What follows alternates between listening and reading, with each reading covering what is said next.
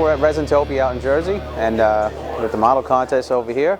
Somebody painted one of my Sasquatch kits. This is a kit that I licensed through Ken Kelly. Kit's based on his artwork and his paintings, and we get a license to do that. So I'm just checking out some entries here and walking around and having a good time.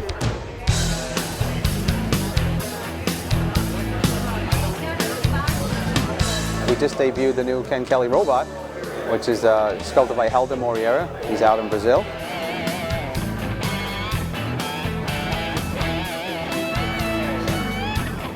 And we got another piece coming from Wayne very shortly called The Beast of Busco, Cryptid Legend. It's a giant alligator snapping turtle.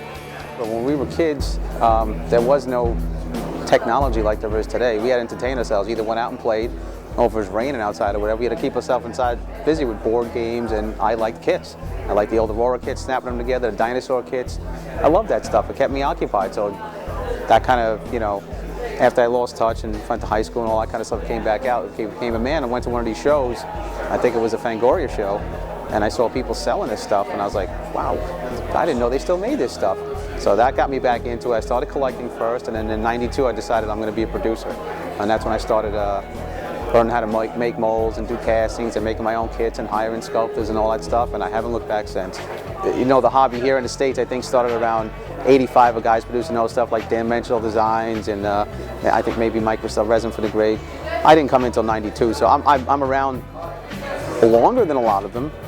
Not those two guys specifically, but yeah, I wouldn't consider myself a godfather, but I consider myself one of the veterans. What's different now is the original Aurora plastic kits inspired the people to do the resin kits. And the thing is blown up so much now between the highest quality of sculpting, the highest quality of production, and the stuff is just so much better as far as sculpting wise and likenesses and all that stuff to characters. And it's brought back a resurgence in plastic. You got Mobius and all these other, you know, styrene companies redoing this stuff now, even for the styrene guys, and it's blown up. I mean, I didn't think 20 years ago there'd be this many people producing stuff and there'd be so much stuff going on. So, I mean, with the advent of the toy industry and the statue industry, that really wasn't existent back when we first started, it's changed the face of things. You really have to have good stuff if you want to stay in the game. You know what I mean? People won't sell for mediocre work anymore.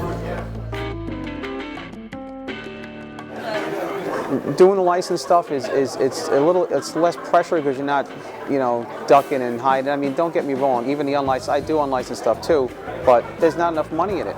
You know what I mean? With the unlicensed stuff, anybody, you barely break even on some of this stuff. If you make a couple of dollars, you just end up throwing it into the next one.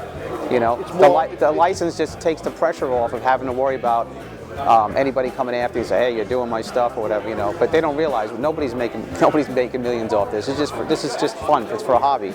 You know, it's just producing something that it's not going to be done commercially because they know there's no money in it to do it commercially on a big scale. So we do it on a smaller scale privately for the couple of collectors who are interested in doing it.